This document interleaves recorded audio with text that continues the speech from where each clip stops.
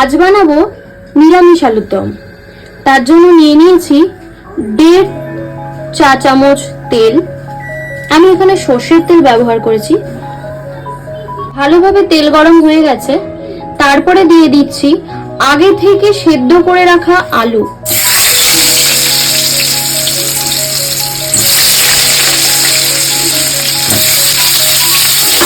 এখানে আমি 3টে আলু ব্যবহার করেছি। এই পরিমাণটা হচ্ছে দুজনের জন্য।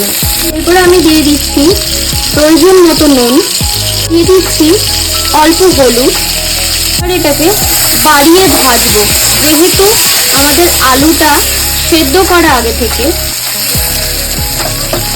যতক্ষণ আলু ভাজা হচ্ছে ততক্ষণ আমরা আমাদের একটা পেস্ট তৈরি করে নিই। এর মধ্যে আমি দিয়েছি 12-15টা কাজু, অল্প চালমগজ আর অল্প পোস্ত। এর মধ্যে সামান্য জল দিয়ে এটাকে বেটে নেব। আমার পেস্টটা রেডি করে নিয়েছি। এদিকে আমাদের আলু ভাজাও কমপ্লিট। আলুগুলোকে এবার তুলে নেব একটা পাত্রে। তোলা হয়ে গেছে। আবার কড়াইয়ে দিয়ে দেব 1 চা চামচ মতো তেল। তেলটা ভালোভাবে গরম হয়ে গেছে। এবার দিয়ে দেবো এর মধ্যে শুকনো লঙ্কা, একটা তেজপাতা আর গোটা গরম মশলা। সাথে দিয়ে দেব সামান্য গোটা জিরে। সবটা ভালোভাবে ফ্রাই হয়ে গেলে দিয়ে দেব আমাদের সেই তৈরি করা পেস্ট।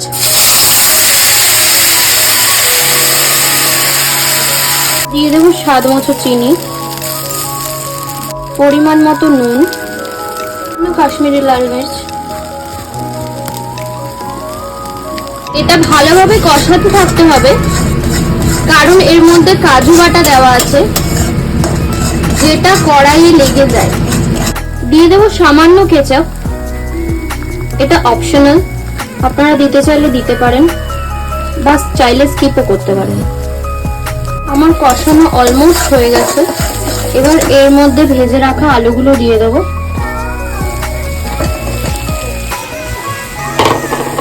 মেশানোর জন্য সামান্য জল ব্যবহার করব।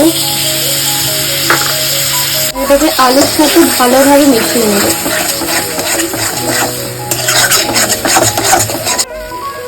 হাফ বাটির মধ্যে জল দিয়ে দেবো। এটাকে ভালো করে নেড়ে চেড়ে 5 মিনিটের জন্য ঢাকা দিয়ে দেবো, যাতে আলুর ভেতরে ভালোভাবে গ্রেভিটা ঢুকে। এরপর ঢাকাটা খুলে নেব। দেখুন কত সুন্দর অদ্ভুত কালার এসছে। এবার এর মধ্যে আমি মিশিয়ে দেবো একটু ফ্রোজেন পিস। আপনারা চাইলে ফ্রেশ মটরশুঁটিও ব্যবহার করতে পারেন। ভালো করে মটরশুঁটিগুলো এর সাথে মিশিয়ে নেব। 2 মিনিটের জন্য আবার এটাকে ঢেকে দেব।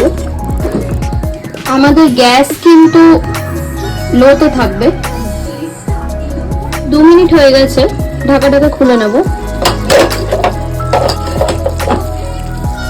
এর মধ্যে দিয়ে দেব 1 চামচ বাটার, সামান্য কসুরি মেথি, আর দিয়ে দেব সামান্য শাহি গরম মশলা। আমাদের নিরামিষ আলুর দম ready. Thank you for watching my channel Talk Jhal Mishti. Keep watching.